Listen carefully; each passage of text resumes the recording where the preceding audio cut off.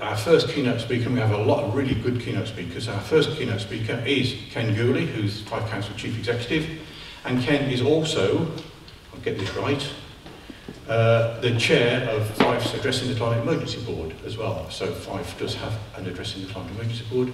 Ken chairs that, so as you can see from the quality of chairing, that shows the importance that's attached to this board. So over to you then, Ken. Thank you. Good morning, everyone. Thanks very much, John, for the introduction. A good turnout today, which is excellent to see. I think I'm just going to give a little bit of context, I suppose, from a council. Start from a council perspective, just in terms of maybe just setting the scene a bit for the conference today. And as John said at the outset there, I suppose the importance that Fife Council is giving climate change, and I think we can all see from recent events over the past few months alone, the need for us all to try and take some action to try and help people across Fife and wider. So just in terms of some kind of sobering thoughts, I suppose, in terms of the global temperature forecast, again, this is looking like one of the hottest years on record. It looks like it's the 10th year in a row that we're going to be above 1 degree heating. On average, we're now looking at about a 1.4 increase in temperature from the baseline. And obviously 1.5 was set as the key thing we couldn't go over, so we're edging close to that already. And again, that's not a place we want to be. I'm just going to quote just about impact. Inger Anderson from the UNEP was saying, "There's no person or economy left on the planet untouched by climate change. We need to stop setting unwanted records on emissions, temperature and extreme weather. We must instead lift the needle out of the same old groove of insufficient action and start setting other records on cutting emissions, on climate finance." And I think points, I suppose John was mentioning that today about, we need to try and stop us, we'll just try to be so negative about all this sort of stuff and really try and get a change going. And a lot of the discussions today, hopefully, will try and point us in that direction as a council. But again, again, by a bit of balance, there is still a belief, the General Secretary of the UN, Antonio Guterres, is saying that they still feel that making 1.5 the limit is still a reality, but we need to act quick. So again, that's the impetus for us today. So in terms of the council and our approach to this, I think it's quite important to know across Fife, the council's climate impact is roughly around about 3% of the impact across Fife. So as a body, we don't actually make an awful lot of direct contribution, significant, but about 3%. But where the council does have a massive role and a massive focus is to try and help communities and try and help industry and try and help partners to reduce their impact. And that's a real focus today in terms of partnership. We really need to work together to try and make sure that we don't just see this as here's the council trying to impact and here's the council trying to do this. Because if it's just our targets that are reduced by 50%, it's not going to make a big dent in Fife. So we have done quite a lot of good things over the years. We've been electrifying our fleet. We've been doing a lot of work in our estate on energy efficiency. We've built 2 district heating networks, which we'd like to expand, and doing work on coast and flood defences. But I think, as we all know, and the recent events of the last few weeks, particularly around about flooding coastal defences, are saying it's not enough, and we do need to look very quickly at adaptation and what that means for us all moving forward. But again, a lot of the stuff we've done has been about partnership working, and I just to give a few examples. The Climate Action Fife, which a lot of you will be aware of, that we're working on, doing a lot of great work with communities out there, and there are a lot of people out there in communities that are keen to work with us and support us. So we want to build on that because this has to be a joint effort. We also, folk will have noticed the big Dunfermline Learning Campus. So the new school, bringing together the 2 schools out in Dunfermline and the college. That Dunfermline Learning Campus will be the biggest passive house project in Europe. And again, I hope that gives a sense of scale for what the council is trying to achieve.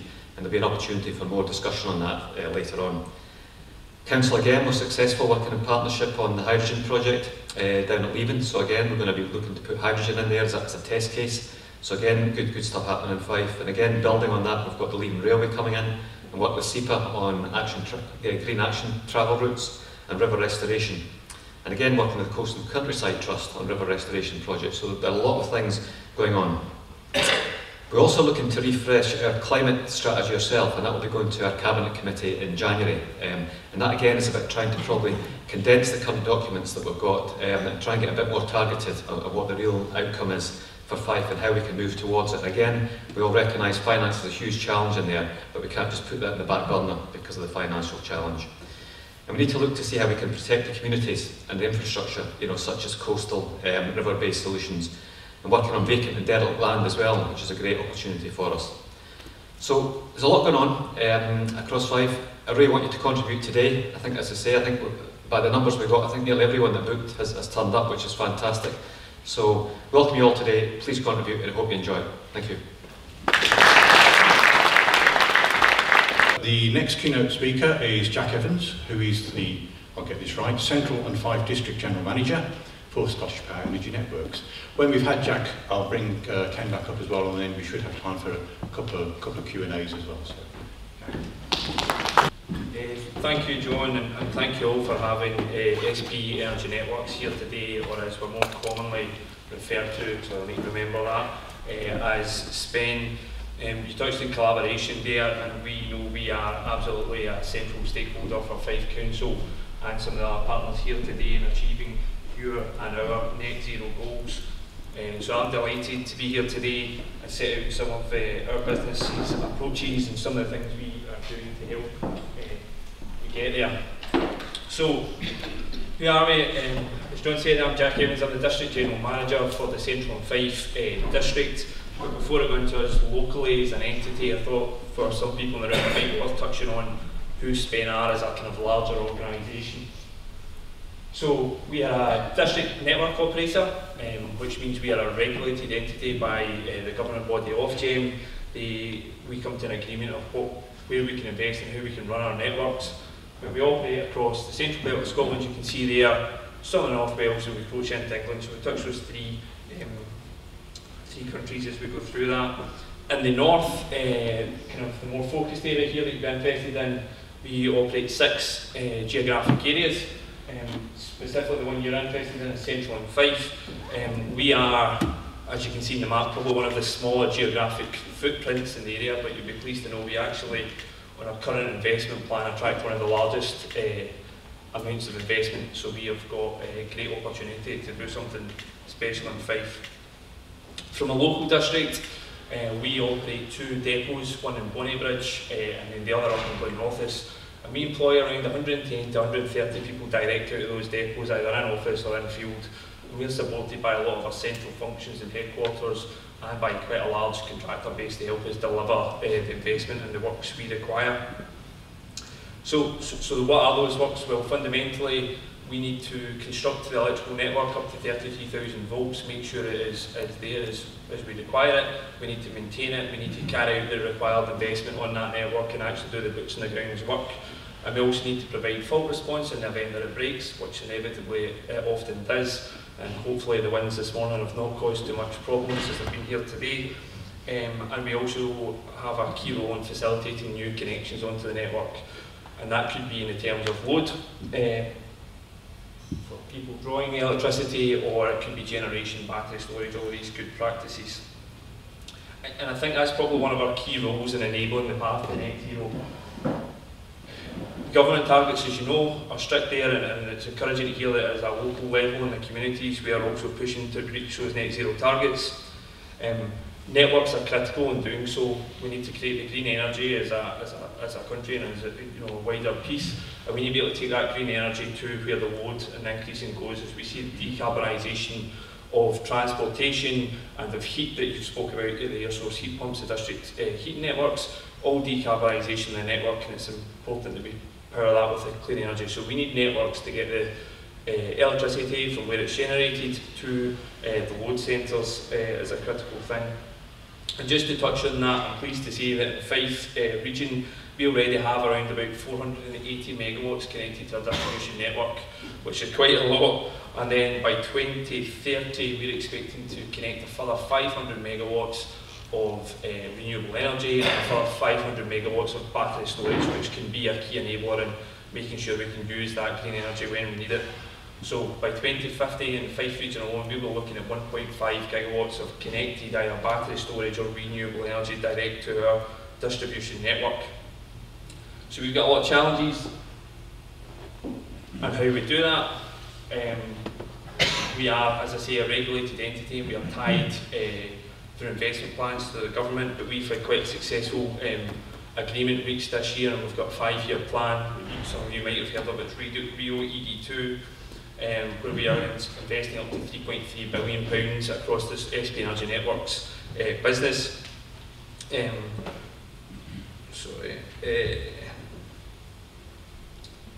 And that's needed, that investment is needed. If we think about how the network has changed, when the majority of the infrastructure was put in place, the typical house would maybe run some lights and the occasional appliance. Before I left my house this morning, I had a look around my living room. I don't know if anyone's done this, I counted 17 appliances all plugged into electricity. And that needs only going to grow as we move forward, particularly with the drive towards decarbonisation of transport and heat.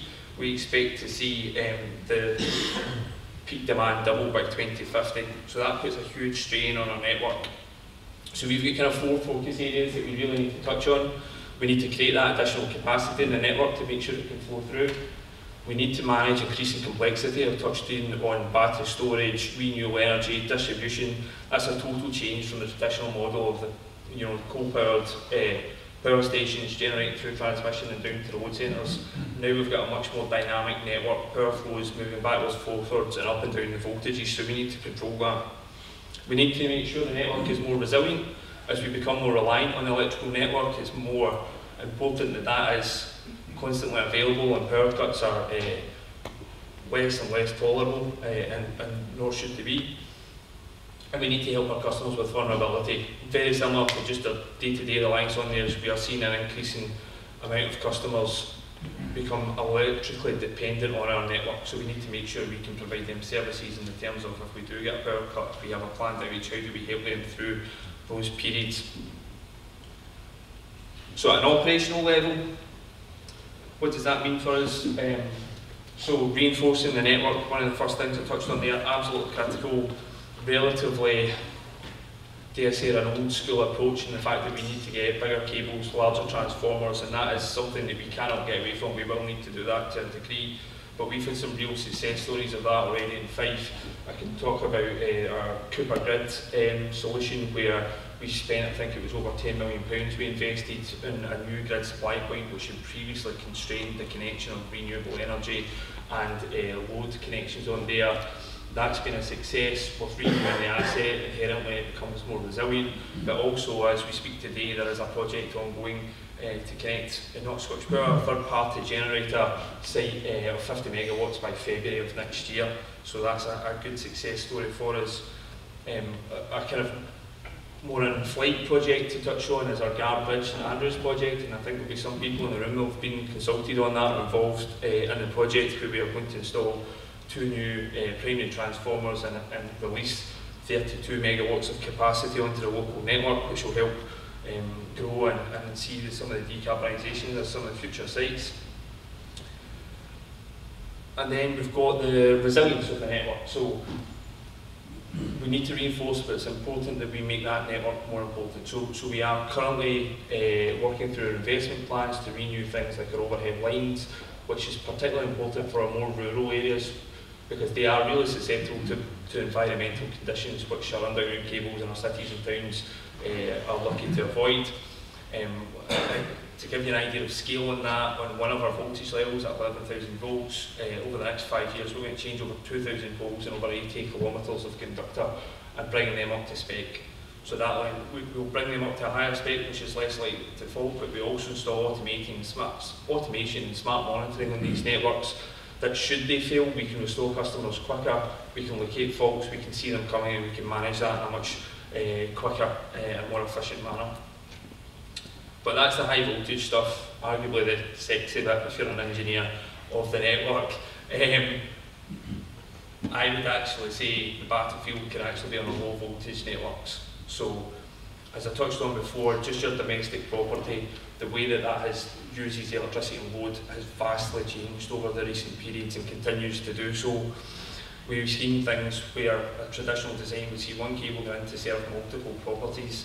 That no longer meets the requirements of people with EVs and heat source heat pumps, so we're having to do what we call unlooping and give all these properties independent services. So far in ED1 we've spent well over £1 million. We've unlooped and given new services to close to 300 properties to enable them to take the EVs, to take the air source heat pumps, and that's been of quite a success.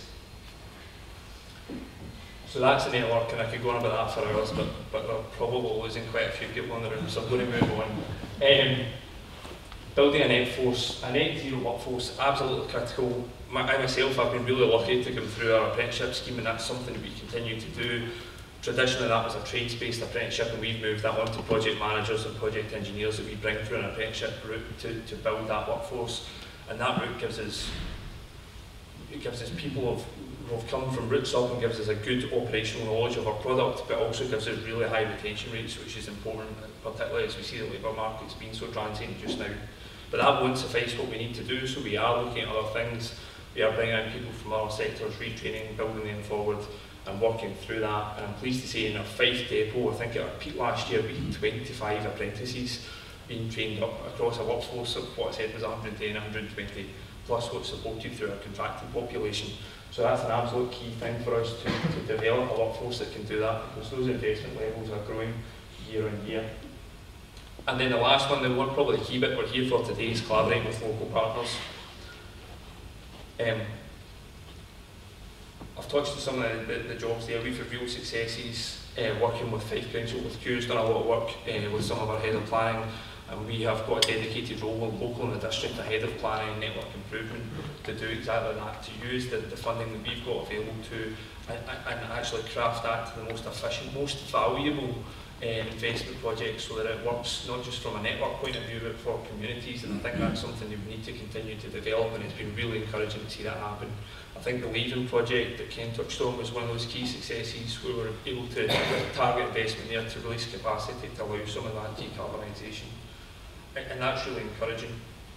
So again, I'm going to be conscious that I'm probably running out of time here. I'll just maybe sum up with that. I think we are absolutely committed to being an enabler for the net zero challenges that you all have in this room, and see ourselves as a key part of that. Likewise, we benefit from your collaboration to help us do the works we require to do, and I think that's an excellent place to be. I think some of the experience we've had today showed Fife Council to be a really forward-thinking strategic partner and a great people to collaborate with, so thank you for that, and we will continue to support where we can. So yeah, that's really it for me today. I'm happy to take any questions with Ken as we go through. Thank you.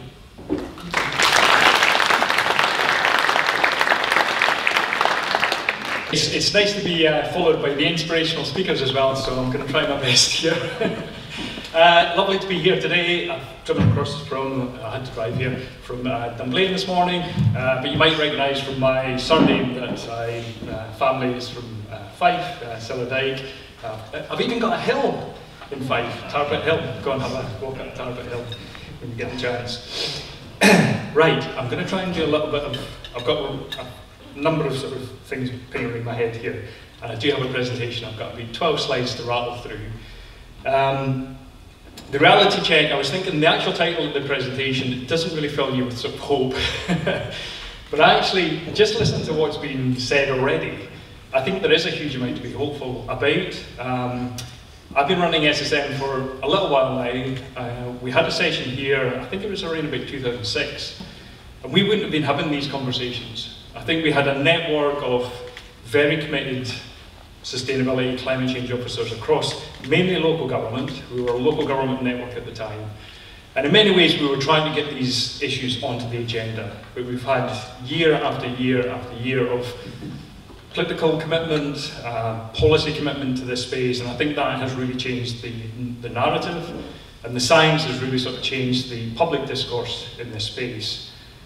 Very positively, but I think there's also a lot of sort of negative stuff kicking up, which will influence our room for manoeuvre, and I think some of those things are part of the reality check, which is, I think we've got a lot in our science, I think we've got a lot of the practicalities coming forward here, but there's a lot of sort of, there is kickback. How do we carry the public with us? The public is not homogenous, so there's a lot that we need to work together on. And just reflecting on John's collaborate or fail, or collaborate to win, I would add on to that coordination being absolutely critical. So we can spend a lot of time collaborating, but we need to coordinate, and we need to align our very limited resources to have greater impact. And I think a lot of the reality check is about scale and pace. think we're understanding the science. I think climate change is far more sort of front and centre to public discourse, political discourse. We've got a lot of the solutions just really digging in. You know, some of the conversations already are transformational in many ways. But how do we actually collaborate and coordinate to really have the impact at scale and pace? I think it's a time issue in many ways. How do we avoid losing the opportunity to win on this journey just because we've just been too late? So this is about partly sort of coordination, deep collaboration, and having real impact at scale and pace. So, Sustainable Scotland Network, just a quick shout out for the network. Like I say, I'm the SSN Director. I'm joined here today by 3 steering group members. And the SSN is essentially at its heart that collaborative and coordinating network for the public sector. So we cover not just local government, we grew out of local government. So it was very much a foresight by local government officers and leaders at the time to say we need to network to get the right solutions. The SSN is now pan-public sector, so all public sector bodies that are covered by the Climate Change Act. So we have legislation that sort of says you've got a duty to take action on climate change. That's, we've been working on that since 2009 when the Climate Change Act came into being. But that creates a sort of common legislative context within which the public sector can collaborate. And the network is, in some senses, it's a bit like the energy network for the public sector to actually have the conversations that we need to have, build the trust and confidence that we need, and then actually look at the impact and scaling up the impact that the public sector certainly has the desire and the targets to achieve.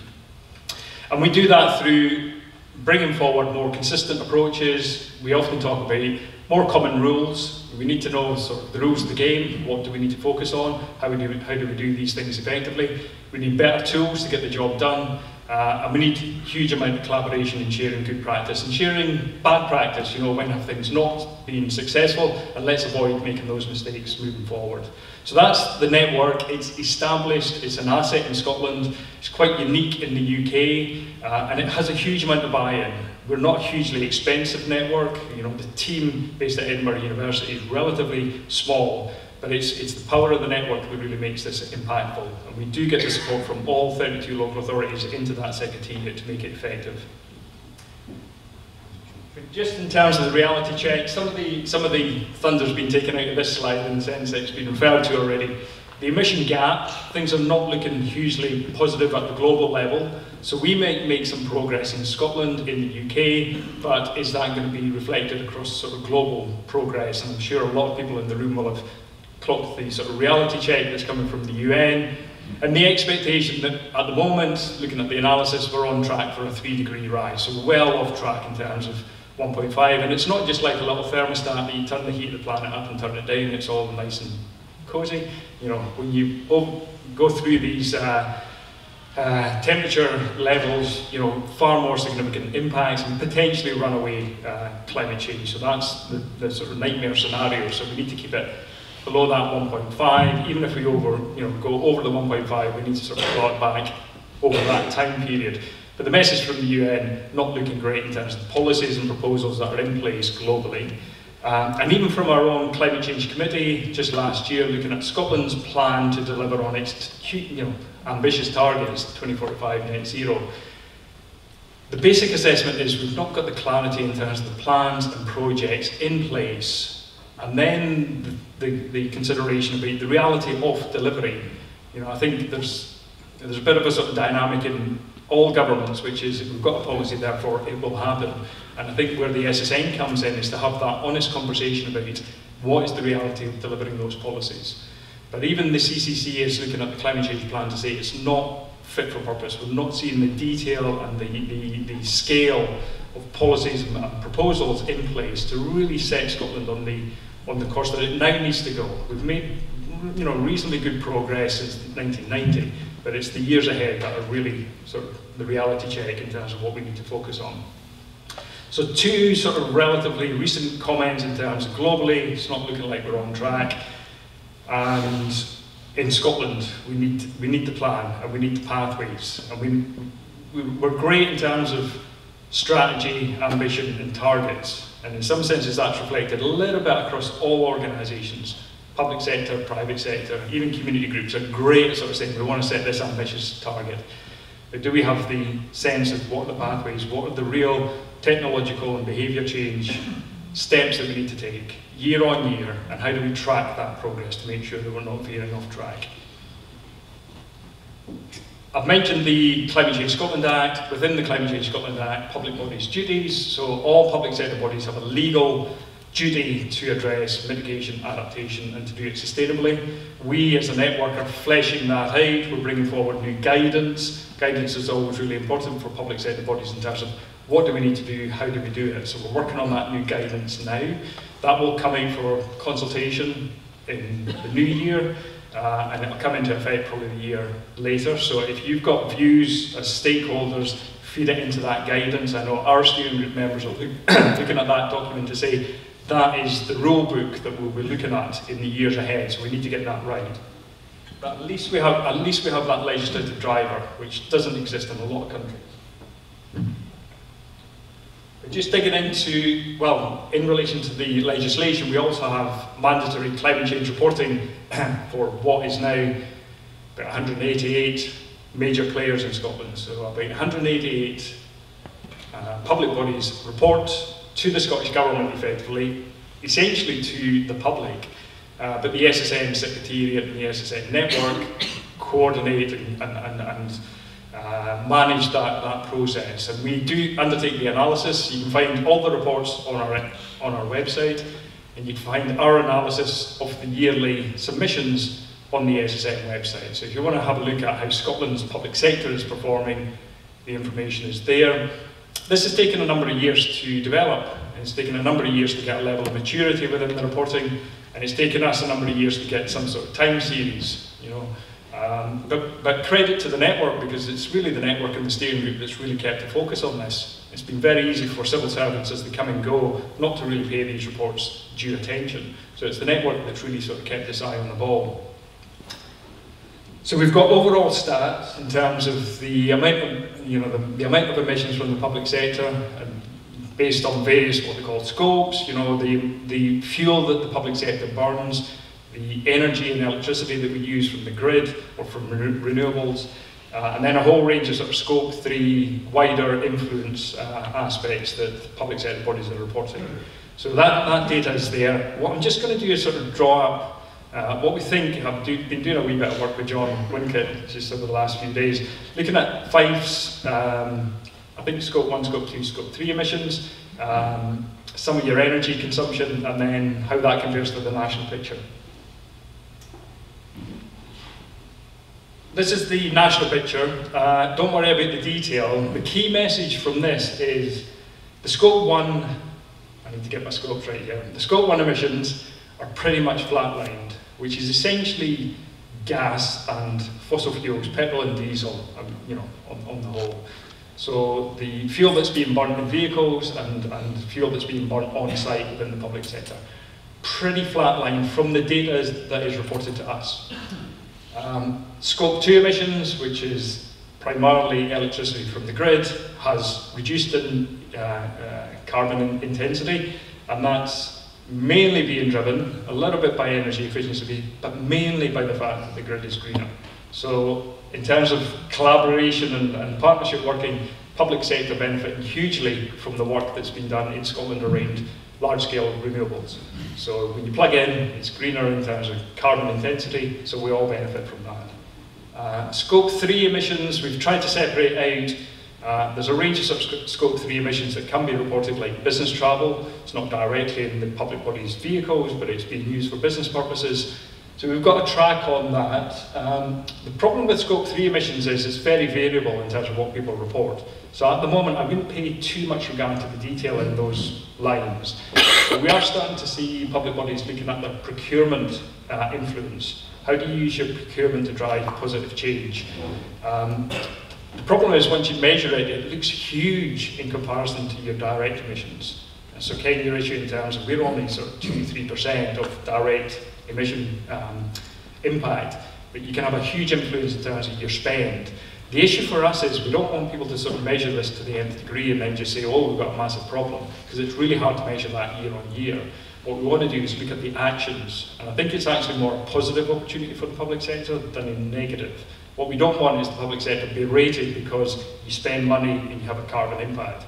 What we want to do is focus on how do you use that influence, that huge lever, to drive positive change in the market. And that could be a real opportunity for public sector, private sector collaboration. Let's enable the businesses in Scotland and elsewhere who are doing the right things to win in this process. You can use your procurement to drive positive change.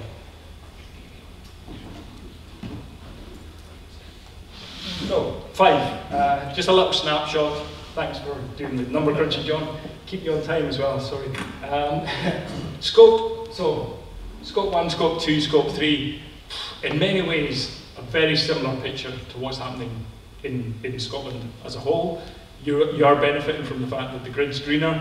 I think your Scope 1 emissions are a little bit ahead of the curve, a little bit steeper, probably because of the initiatives that we've heard about today and many others, district heating and the likes. And probably a huge amount of work around electrification vehicles, etc. But it's not running at the scale that we need. You know, it's relatively shallow reduction over those years. And I just dropped in this is 1920, just that year where pandemic hits, but also in terms of politics, that's when we started to hear climate emergency. That's when we heard net zero. You know, we all talk net zero, but that's a relatively new term. And you're not seeing a huge shift from that declaration of climate emergency. So what's been going on over that period? And we had the impact of the pandemic, so you're not seeing a huge reduction in terms of emissions over that period. So I think there's a number of serious questions we need to ask ourselves, where even with a pandemic underway and where people are working at home and you know, a lot of operational things are not taking place, what's actually going on with our energy management, how we manage our offices, our buildings, etc. And this is the energy consumption across the main public sector bodies in Fife. And again, we're not seeing a huge reduction in terms of energy consumption. It's heading in the right direction. But again, it's this concern about scale and pace, especially when we think about the journey that we now need to take to, it's the interim target, I think, that everybody's really concerned about, 2030. So I think 75% Scotland-wide. How do we get to that 75% over that time period? And we're halfway through the decade pretty much already. And you're getting that kind of bounce back, so a lot of questions in terms of what's driving that. Is that the return from the pandemic? Is it new ways of working?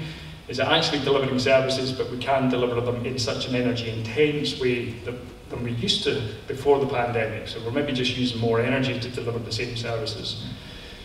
And I think for me, this also plays into a lot of active conversations that are taking place at the moment in terms of the future of public sector and the public service activity, and a lot of work around transformational change. So it needs to play into actually what is the nature of public sector delivery in somewhere like Fife, and how do we probably bring it back to some of that sort of deep collaboration that's going to be required in terms of actually thinking how we do this within a carbon constrained and energy constrained future. And again, just dropping the line in there, you'd have expected with the pandemic and a huge amount of sort of political capital in this space, a huge amount of ambition in COP26, that things would have taken a sort of gear shift, but that doesn't seem to be the case from the information that we've got. This is from the Climate Change Committee. You'll not be able to see the detail, but again, it just emphasises where the heavy lifting's taking place. It is in the sort of grid decarbonisation, and a huge focus now on transport, buildings, land use, agriculture, the other areas that have really been watching the climate change agenda and really not paying it due regard. And that probably just reflects into the public sector in terms of how we travel, what do we do with our buildings, especially the heat challenge, and then that wider issue in terms of agriculture, land use, sequestration. Just wanted to pop this slide on just to help in terms of framing some of the conversations that you might have over the course of today. Something that we use quite a lot is in the SSN strategy. The stuff that you can do in-house, put your own house in order. There's stuff that you can do in your supply chain, so think about how you're using your spend, your investment to drive change. And then the place agenda. How does, and Ken mentioned this, how does the public sector help Fife on this transition? How do you secure positive outcomes? The outcomes that we see in things like the National Performance Framework, some of the co-benefits of climate action, you know, poverty reduction, health benefits, better lives in Fife. And I know there's a long history of, you know, better lives for people living in Fife, living and working in Fife. What does the future look like? And how do you do that in a way that transitions towards net zero and a resilient Fife, a resilient Scotland? But I think that's just quite a useful thing where you can sort of say, it's not just about putting your own house in order, you've almost got to run on a number of fronts at the same time. And I think different bits of the public sector play into those different areas in different ways. So spatial planners focus on placemaking. Energy managers, fleet managers focus on your in-house activity. So it's your function and how you have the right impact. Procurement officers, huge role to play in terms of supply chain. And obviously adaptation, it's really encouraging to have that in the room right from the get-go. We need to build, move towards net zero in a way that's going to be resilient to climate impacts, and trying to keep those, you know, a number of things in our mind in the sense that we're aiming for 1.5, but we probably need to plan for 3 degrees, etc. So how do we actually manage that? And there's huge sort of reality checks around how do you actually manage the economy, how do you manage regulation and taxation to actually bring this agenda forward. This is not just a public sector problem, and the public sector can't resolve it by itself. A couple of final sort of slides. One is we really need the reporting to drive an understanding of what's going on across the public sector and more widely. And that needs to influence decision making. And we really need to get that virtuous cycle so that you've not got people reporting in one part of an organisation and leaders and decision makers operating in a silo somewhere else. A lot of work to do in that space, both in terms of corporate emissions adaptation, but also area-wide. We are involved in a new initiative called the Climate Intelligence Service. You'll hear more about it in years ahead. Co-funded Scottish Government and local authorities to really look at that area-wide challenge more actively. And that really needs to have plans that are agile. What we don't want is more and more documents. We actually want live plans that everybody can look at and go, we can see our contribution to actually getting a shift to take place here. And the final thing, just to bring this back to the importance of leadership, we developed a leaders checklist, just a nice, relatively simple maturity matrix that leaders or practitioners can use in the public sector and elsewhere, just to say, where do I think I'm at? Across a range of fronts. I think it's quite robust in terms of its detail. You know, yes, do you have a strategy? Yes, do you have some targets? But actually, are you getting into the detail around, do you understand how you're going to put this into practice? And then at what level are you operating? Are you just getting started, or are you firing on all cylinders? So again, that's an effort from the SSN just to bring forward some simple tools to help in this huge, complex challenge. John, I'll leave it there. Hopefully that's covered a range of things that are useful. Thanks.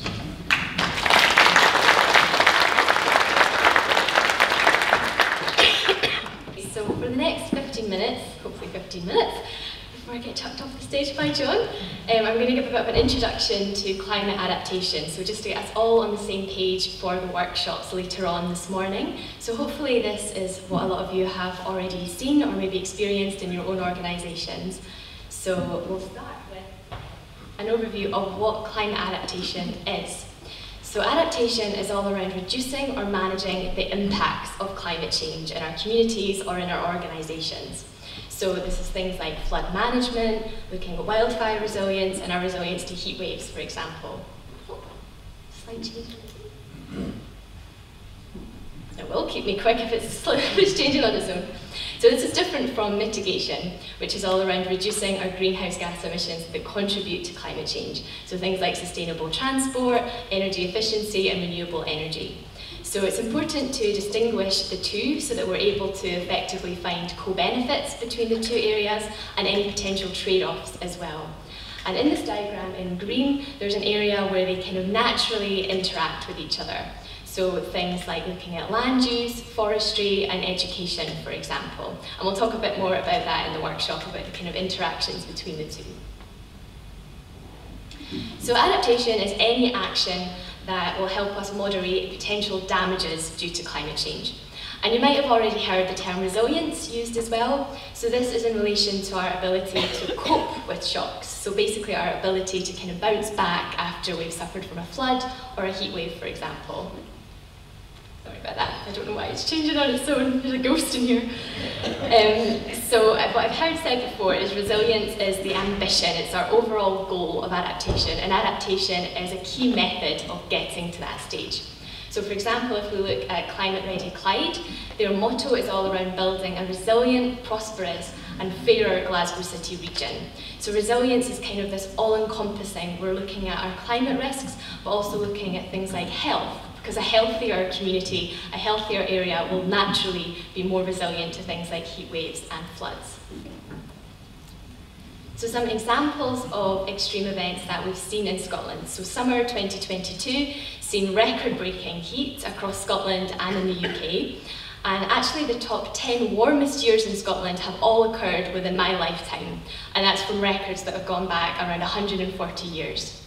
We're seeing flooding events, these extreme floods in summer and in winter. So we're seeing weather that's different to the weather that we've seen in previous years. And this is changing again going forward into the future. So we typically expect summers to be warmer and drier than they currently are in the future, and winters to be milder and wetter, and we're already seeing some of these changes. And as the global temperature increases, we're seeing that our temperatures are increasing across all seasons, but weather is becoming more variable. So you might have heard of the term weird weather. So we're kind of dealing with these weather events that we haven't seen before. And this kind of weird weather we're experiencing today will be the new norm in kind of 30, 50, 80 years' time. So we're also seeing increased heavy rainfall events. So an atmosphere that's warmer is able to hold more moisture. So we do expect in Scotland to see more rainfall events. This could lead to more snow in winter. And our coastal areas are dealing with sea level rise as well. So how do we deal with this? How do we adapt to these changes?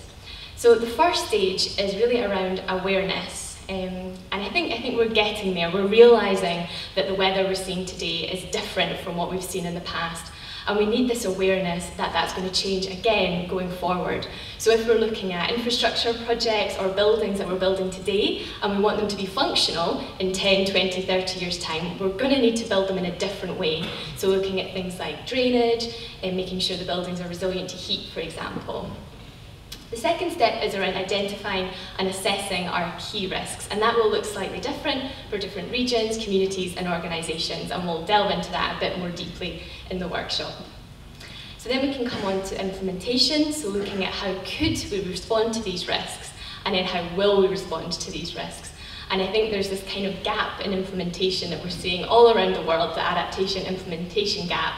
And we're seeing that in Scotland as well. So how do we move from understanding the risks and these changing weather events to putting things in place to mitigate those risks? And then lastly, it's monitoring and evaluation. So how do we know that what we're doing is actually effective? So we could look, for example, if we're actually reducing the number of deaths from heat waves or the number of houses flooded, for example.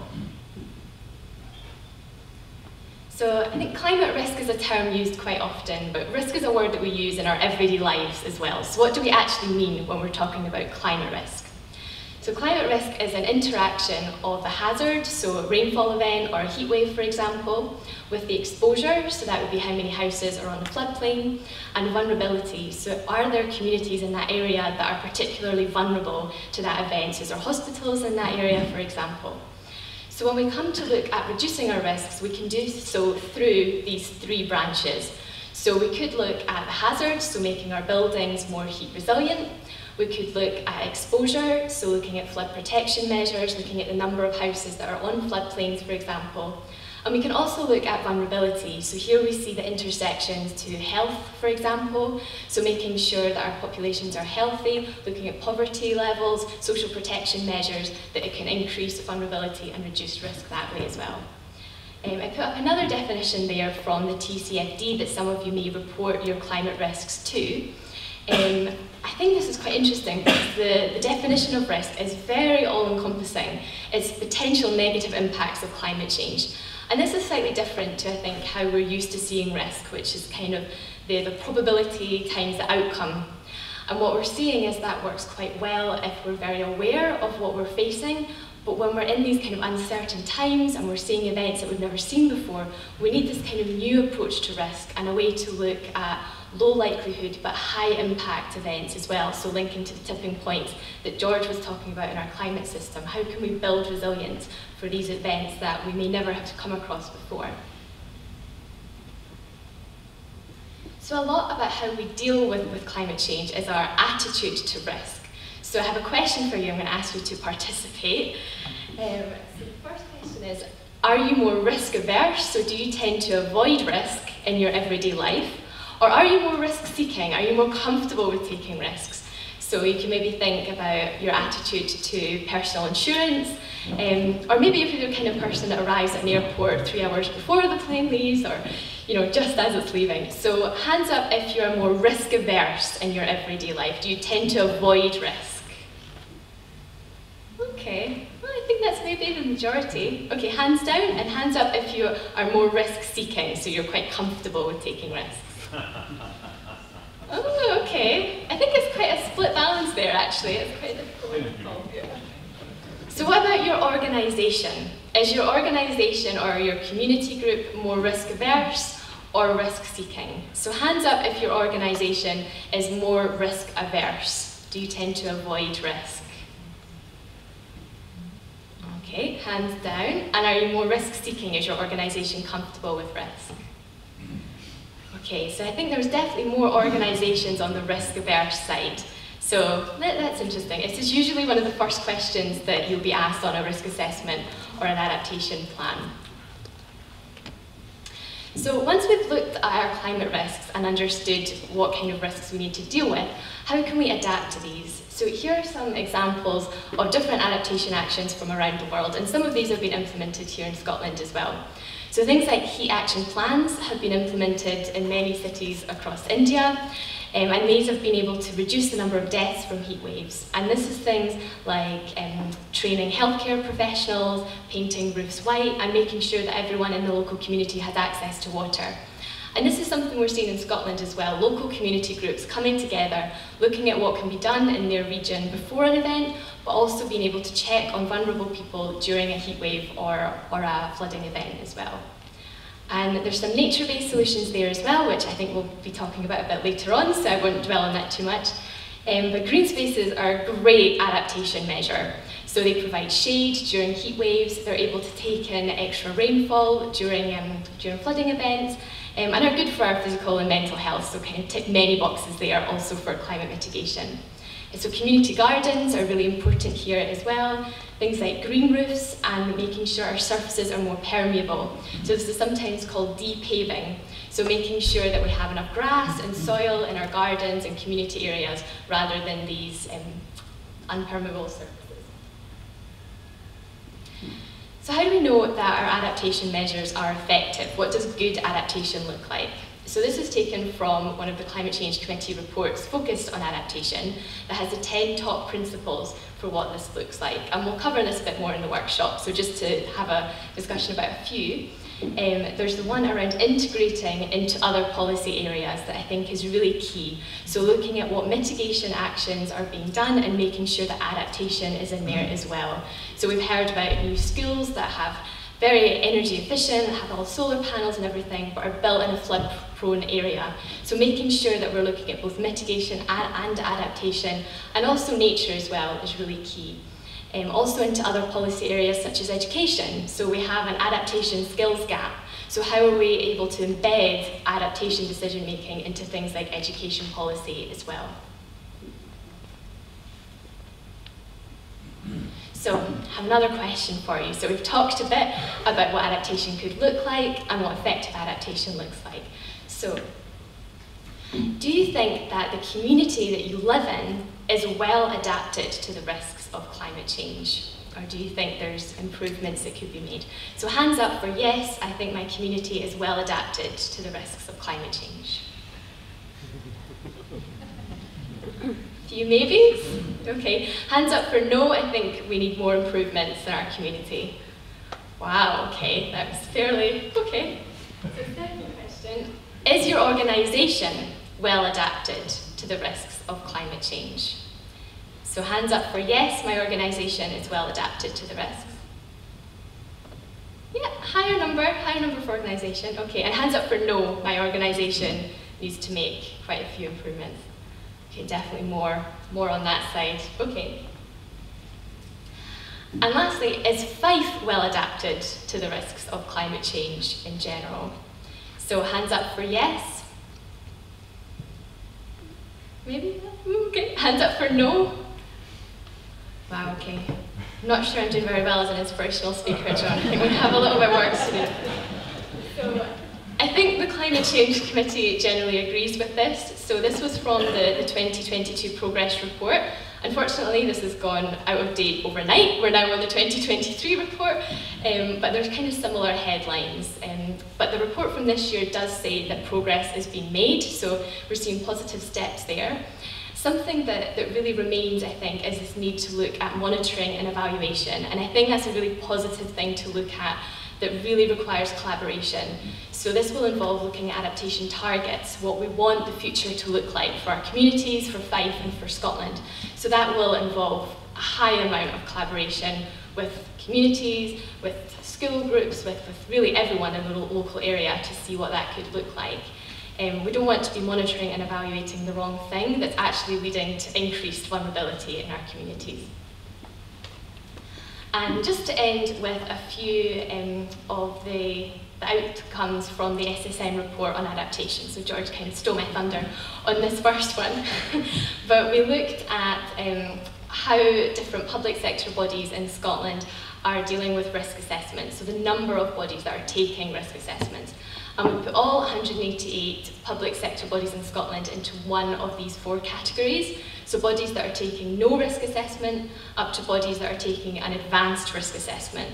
So an advanced risk assessment looks at, oh, is that turned off?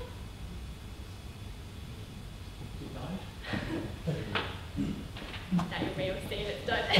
Time out. You see the film about Thanks, Karen. Yeah, up to an advanced risk assessment that looks at a multitude of hazards, so beyond flooding, looking at heat waves and storms as well.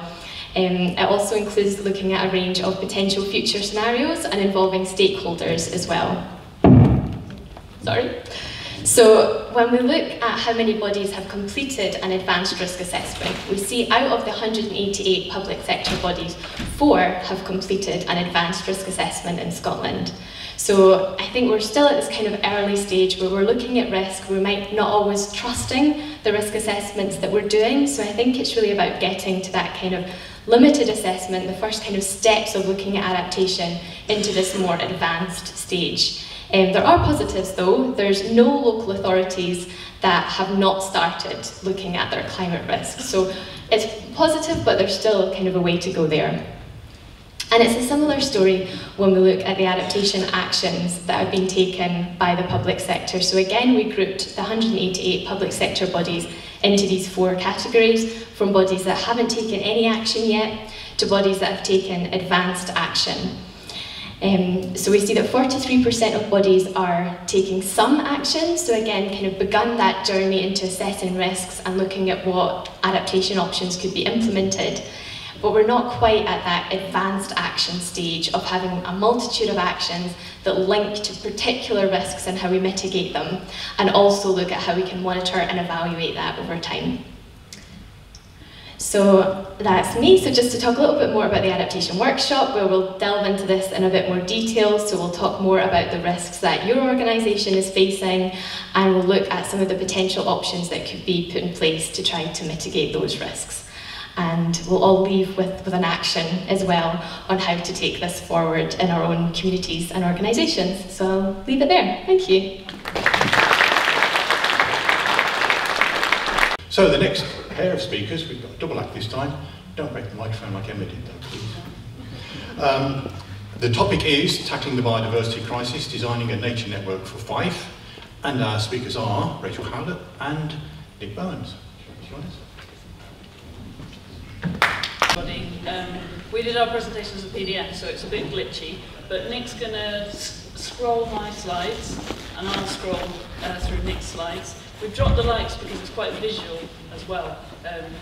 But thank you for inviting us to this event today. So we're going to talk about the River Park in Levenmouth, which is not that far away, and the development of a place-based nature network. So I'm Rachel Howlett, and I'm a development officer at the Green Action Trust, and this is Nick Bowen, who's a director at Raeburn, Farquhar, Bowen. And Nick's going to get into the detail of the project, including the methodology and how it's been communicated, and some information around the nature network itself. Next slide. We've got 15 minutes, so let's see what we can. Okay, wonderful. So as many of you will be aware, and it's one of the reasons why we're here today, Scotland's Nature Network vision states that by 2030, Scotland will have an evolving, flexible and resilient nature network which connects nature-rich areas, allowing wildlife and natural processes to move and adapt to land use and to climate change pressures. The networks will also help build connection to nature, provide biodiversity-rich spaces that deliver local benefits, and meet the priorities of local communities for nature. So, the River Park Nature Network forms part of the Leven programme, which is an ambitious partnership-focused project around the River Leven at Levenmouth. And by 2030, our partnership approach will have contributed to and delivered on a number of projects that will collectively have helped to breathe life back into the River Leven, improving the areas that surround it and making them great places to live, work and visit. Next one, yeah, super. So, as one of the leading project delivery partners of the Leven programme, Green Action Trust's role in the Nature Networks project is to facilitate that development of a network of nature-based climate solutions along new active travel routes which are being built as part of the connectivity project and within the River Park. So, in late 2022, the Trust applied for Scottish Government Nature Restoration Funding, which is managed by Nature Scot, as many of you know, to commission development and design work for a nature network along the River Leven. This nature-based solution will help to restore and expand biodiversity in the River Park, as well as provide local people with multifunctional green space where they can connect with nature. The nature network enriches and enhances these other projects shown here as part of the wider Leven programme, but they're all ultimately situated within that park around the River Leven. So the River Park itself can be found in the lower reaches of the river, shown here in the top image, and it lies either side of the river between Cameron Bridge and Borby Bridge at Levenmouth. Design work in that area has been ongoing since 2019, and it led to a concept master plan delivered by Igloo, shown at the bottom there. Yeah, next slide, Nick. And then, so building on previous work within the programme, Raeburn, Farquhar, Bowen and Nick and his team were commissioned to develop comprehensive designs for a connected nature network along the River Leven within the park. Now, whilst it's local in scale, the site extends to around 3 miles in length from end to end and covers over 130 hectares. And it has the potential to make a valuable contribution to addressing climate adaptation and biodiversity enhancement. So as Nick progresses through the River Park project in more detail now, and I rapidly scroll through his slides, we hope that you'll be able to see how the proposal exemplifies Scotland's nature network vision at its local level within the River Park, and also see where there are opportunities to then extend and connect that network's reach, linking it into the rest of Fife, and then into a regional and then national context. Right, let's swap. Thank you, Rachel. So our task was to develop the nature network within the overall Leven master plan. And the ambitions for us were to produce a connected blue-green spaces within a wider ecosystem network, join together habitats to help wildlife to thrive, and to provide a vibrant setting for the local community to enjoy.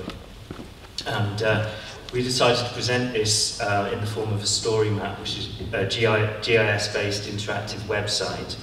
So that provides an accessible, curated narrative which contains layers of technical information as well and allows wide engagement. and just avoids having another doorstep report hanging around on someone's shelf, so it's something that can be updated from year to year. So in terms of our methods, it was a real team effort, so there was ourselves as lead, Echoes Ecology, civic engineers, and a quantity surveyor working closely with the Green Action Trust team. And this provided us with the ecological, hydrological, topographic information. And we also used community knowledge through engagement, and that was really key. So the ambitions were an attractive and welcoming place and to link the habitats together. Next slide. Next slide. Thanks. And this project's really been a collective effort over a long time. So we've really built on the work of others. The River Park has many parents. The Forth Rivers Trust, the Leven Partnership, the Fife Coast and Countryside Trust and the Green Action Trust have all worked over the years and invested in the evolution of the plan and in providing specialist surveying proposals. So these included Phase 1 habitat survey, species surveys for protected species such as otters, water voles, amphibians, topsoil analyses, tree and woodland survey, and then the river restoration project engineering proposals themselves. So we took these specialist survey works and integrated them into our nature network.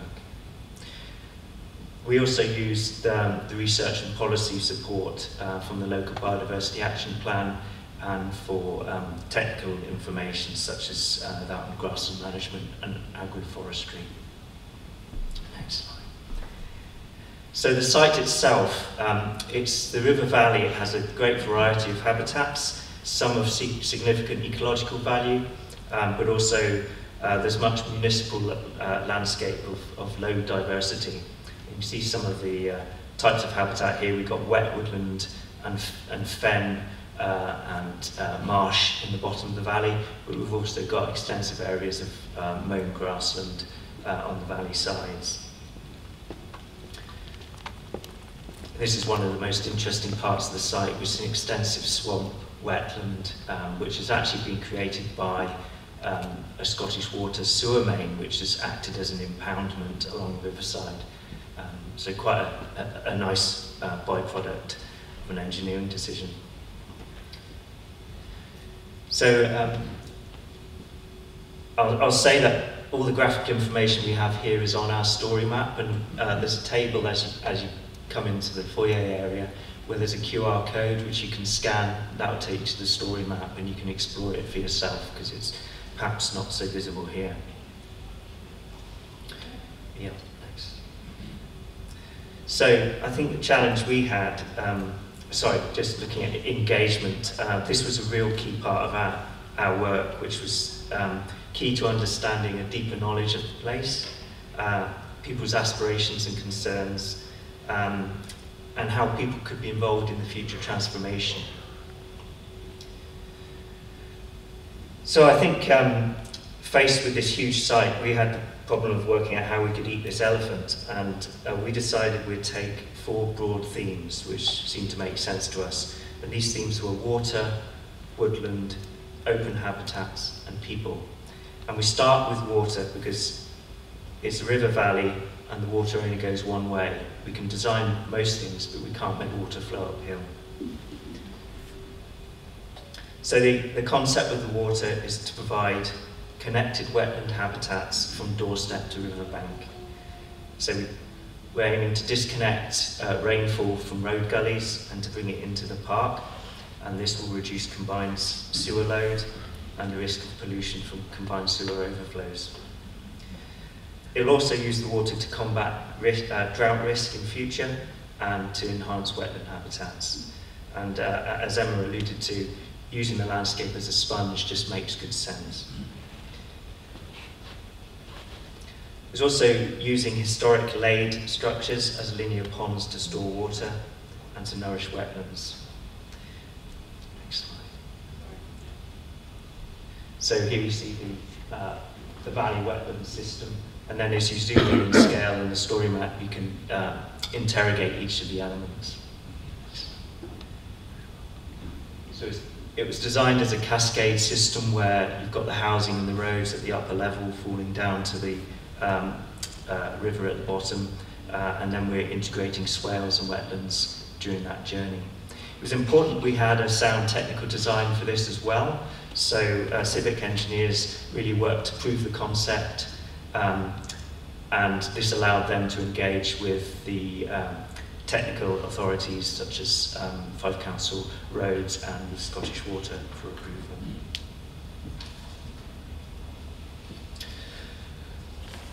Woodlands, the management of woodlands is to favour the characteristic wet woodlands, but also to create new woodlands and to diversify existing woodlands, favouring desirable species, promoting woodland floor and ride habitats, and also including hedgerows, orchards and scrub.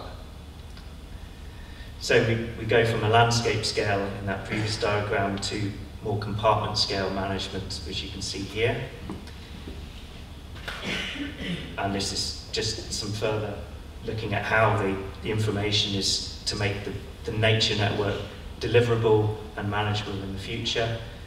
There's a lot of information on compartment-specific management tools there, which you can investigate through the story map. But we also need to communicate the ideas to speak in human terms.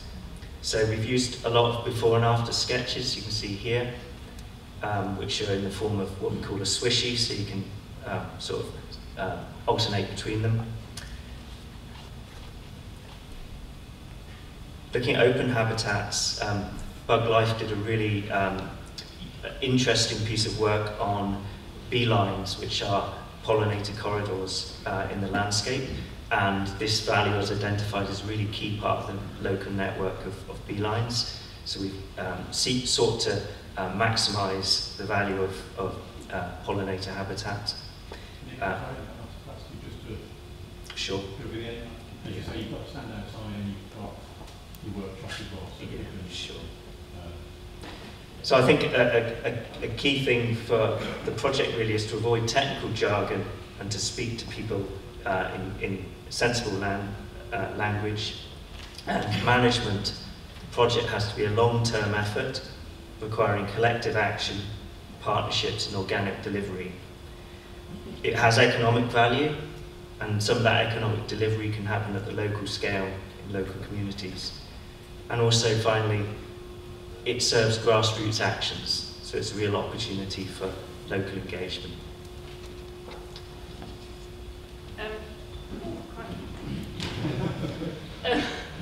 I was going to conclude with sort of the next steps of where we're going, but I'm aware of time. So perhaps you can come and find me, because I think one of the key things from things that we've heard is that thing of sharing the story and sharing those lessons learned, because you often hear like the positive bits, which is great and we need those, but there's definitely things that we've learned through partnership working and through things that we've come across that if we were to do it again, we would do it differently, and there's definitely crossover with what we've heard in previous talks as well. So thank you, and I'm sorry about the glitch with the tech, but yeah, we'll leave our contact details there, and we're also around, of course, and looking forward to the workshops, so thank you. So the next speaker is John Lewthwaite. John's going to be talking about climate-friendly actions, and I believe he's going to be talking about the new build college. Yeah, he's nodding, so that's good. My briefing was correct. He wasn't setting me up for a fall. So John, over to you. And again, that means you're running out of time, and 2 thumbs means you've run out of time. So. Okay, thank you. My name's John Lewthwaite. I'd like to introduce my presentation today, which is going to be on climate-friendly actions to change and inspire. I'm the Director of Estates at Fife College. I look after facilities as well. And it's good to see that a lot of the threads that come through our presentation is threads that are kind of coming through the day. And really it's that focus on collaboration and also that wider teamwork approach. And I'm glad to say everything we do within Fife College and all the projects we do and everything associated, it is all teamwork and it's part of a wider team. And quite a few people in the audience today, we've kind of collectively worked on different parts of the projects, on different elements, and obviously John himself spearheaded sustainability within Fife College, and glad to have our own sustainability team at the back there with Hayley and Lucy and Naomi, so that's all good. So I think we're going to crack on, and really I'll give a quick introduction into Fife College. So Fife College, we provide further education, conferencing and commercial training. We've got campuses all over Fife. We've got roughly 21,000 students, which is both full-time and part-time, and roughly 1,000 staff. We're located in Dunfermline, Forsyth, Glen, Levenmouth and Kirkcaldy. And our estate includes the new build DLC that we're talking about, but also more importantly, the rest of the estate as well, which kind of collectively we represent Fife College. And I think it's important to say that the estate as a whole, and I'm sure it's reflective of lots of public sector assets or estates, it's organically evolved over the needs and requirements and what was needed at the time, and it works well. But moving to this next level of making it net zero, it requires more pragmatic thought than a kind of organic evolution.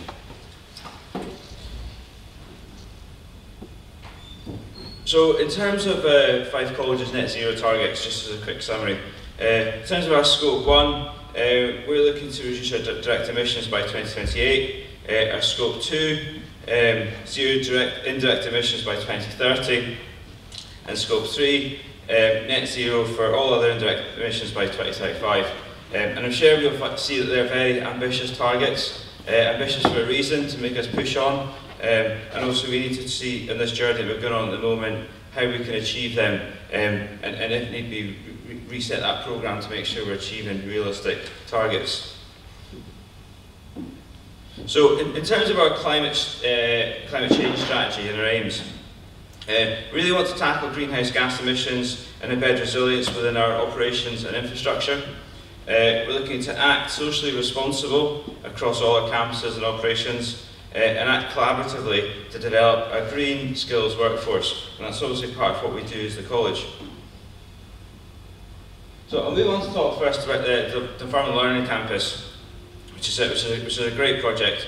It's a real inspirational thing to be involved in within Fife and indeed kind of the wider nation. It's really a strategic project and a step change in the way that we deliver projects in Fife, and indeed it's a national project. And it's also European first in terms of a collaborated, integrated campus. It's a joint venture between Fife Council and Fife College. The whole campus is a whole entity. It's roughly internal space, about 50,000 square metres, with an overall budget of about £250 million, which is a lot of money to be spending in the local economy. We started work on site in October 21. The school is going to be complete in 24 and open in August 24. The college is going to be complete at the start of January 25, with fully operational campus across the board in August 25. And I think it's worth noting that in terms of the innovational approach, the Dunfermline campus is a real innovative and integrated collaborative venture, so it really is important that we all work together. And the purpose is to relocate Fife College from existing campus, St Columbus High School and Woodmill High School.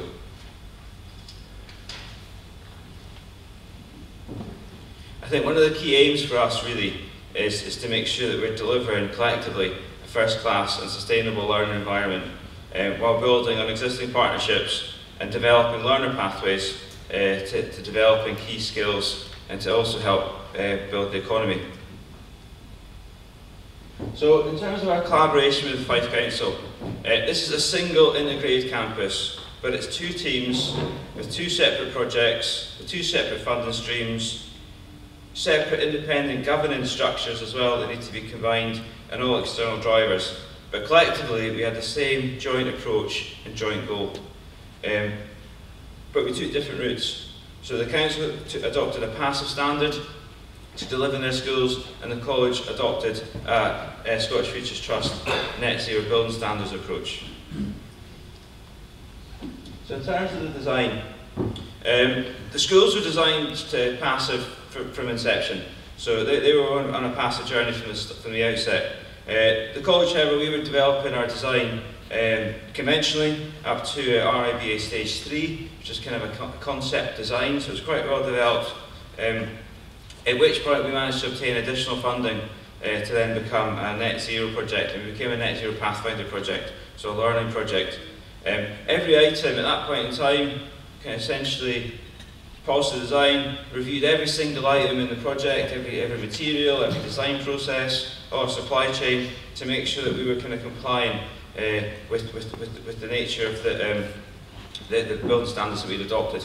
And that was really interesting. That was quite an education for us, but it was also an education for our supply chain in terms of and our design team to make sure that they could actually provide the levels of information that was required. We had to revise our whole mechanical electrical system in terms of how we did our heat distribution and our energy was reviewed.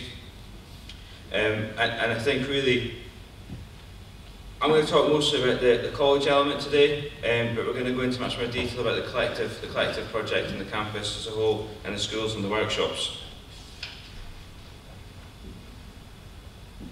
So as I said, we adopted the net zero net zero public sector building standards, which has 6 kind of key objectives if people aren't familiar with it.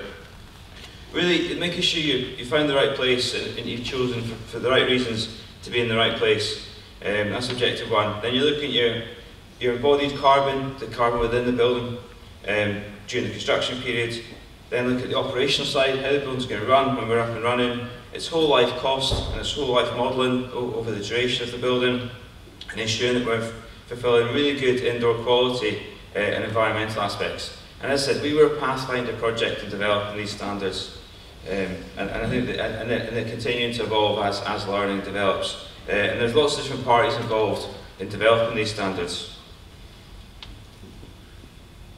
So in terms of getting on site, this is, I don't know if you can see in the light, but this is the big site, as we started to call it to start with. A good example of collaboration in this is we had slightly different funding profiles, slightly different programmes. We collectively bought the site, the council bought some land, we bought some land, we worked together to make sure we had the right land in total. Then we did a full enabling project for the whole site, so all the groundworks was done under one contract, led by BAM, which is the council's contractor. And this is a really good example of how we've utilised collaboration enabled to optimise programme. Because what that really did is that gave us a good kick-start on the project, that once the site and the groundworks were all ready, when we secured our funding for our project, we could kind of hit the ground running, so to speak. So that was January 2023. This is May 23. So as you can see, we're on site, we've got the steelwork up, because we're doing steels very quick. You can see slightly on this picture on the floors, it's a cross-laminated timber, which is the CLT beams, which is one of the kind of key sustainable parts of this project, and I'll go into that in a minute. And really, again, this shows the speed of the project. From January to May, we've got a frame up. We've got the atrium roof going on top, so this is us topping out. So you can see that this is the main teaching block. In the circle there, below that sort of square is a large atrium, so we've got a big atrium space. This is us topping out, and then over to the right there you can see the engineering centre, where we're going to teach all of our engineering. So that was September 23, and then this month, just last week actually, we were on site and you can see the external envelope going on. So we're starting to basically put the wrap around the outside of the building, and hopefully we'll be wind and watertight in the not too distant future before the winter comes. And that kind of gives an indication of the speed.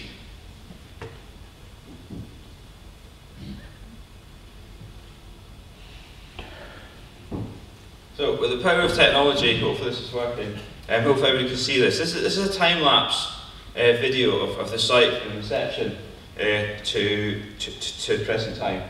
And I think one of the things, if you're familiar with sites or not familiar with sites, one of the things that you can note from this is how clean the site is. There's not a lot of stuff lying around, there's not a lot of rubbish, not a lot of wastage.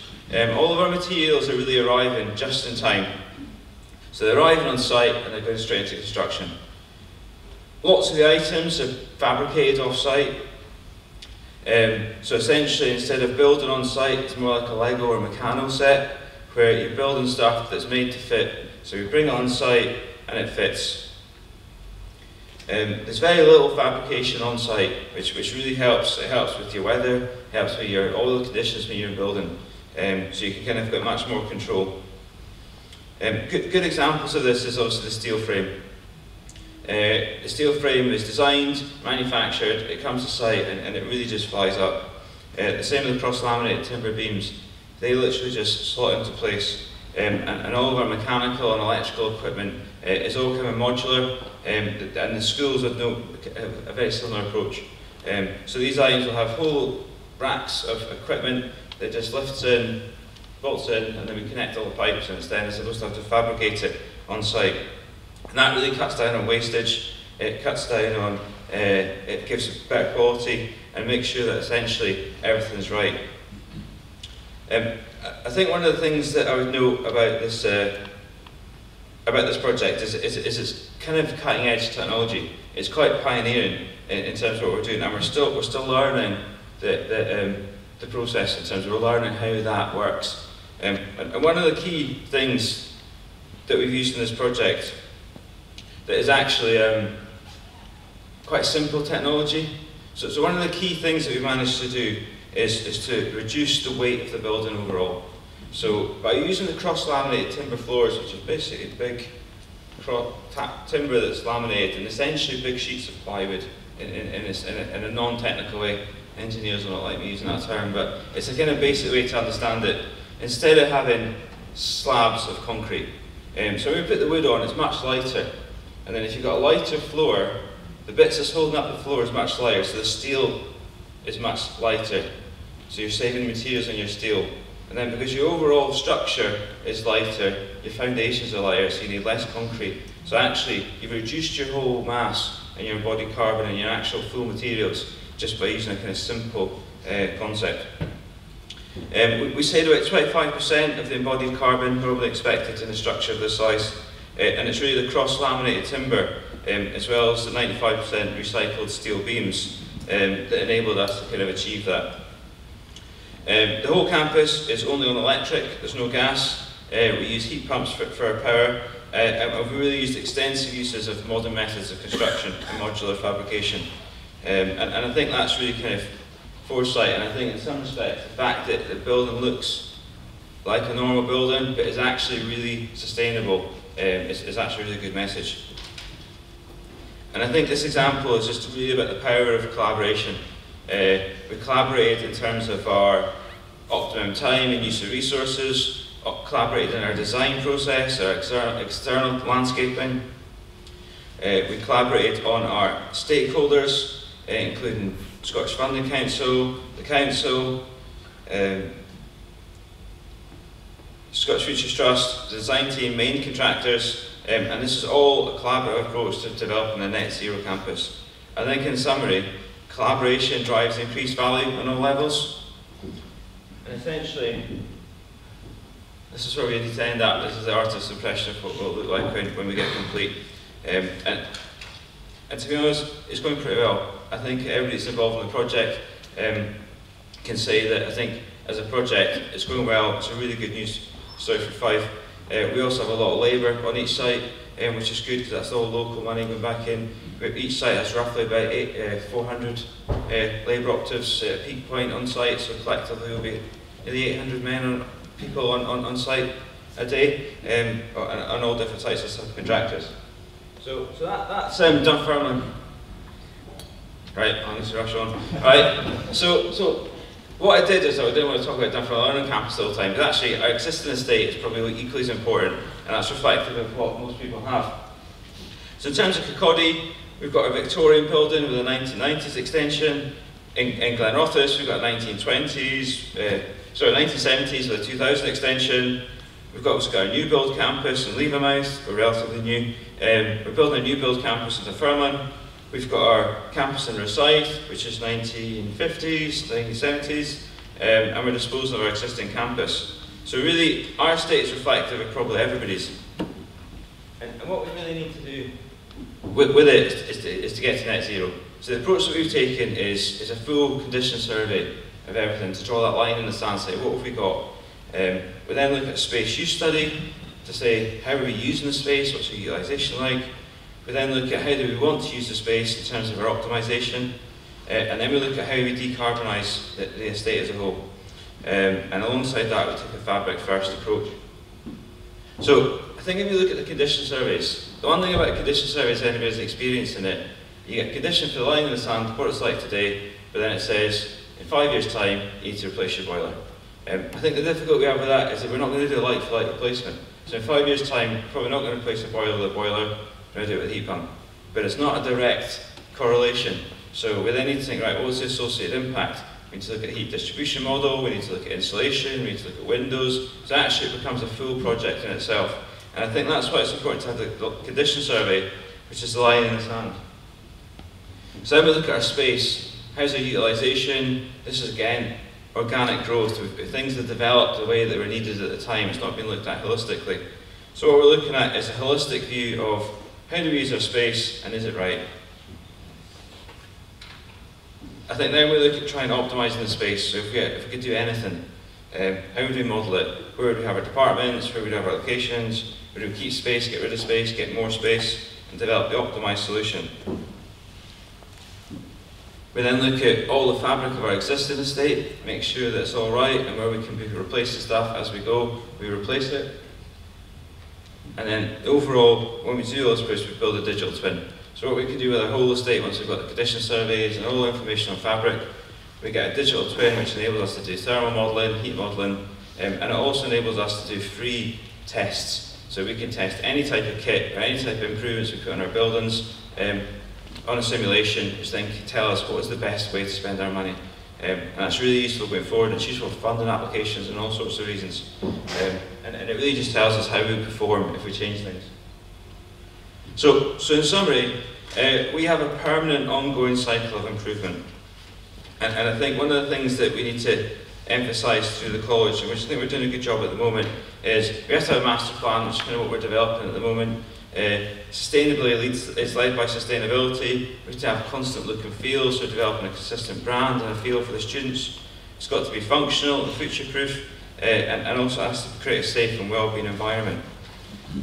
So I think, sorry for the whistle stop too at the end there, but I'd say in summary, what we're globally trying to achieve here across the Fife estate and Fife College is a coordinated, proactive, 1 to 10 year statewide strategy that gives us the roadmap to delivering the net zero targets while also optimising the use of the college. I really focused on the college elements in this presentation. However, we'll hear more about the council in their approach to both the new build and how they're dealing with their existing estate during the workshops. But I think in summary, I'd say that collaboration really does drive increased value at all levels, and it increases the art of the possible actually having a successful outcome. And also us achieving a net zero college, which is what we're trying to achieve. I'd like to stop there. Thank you.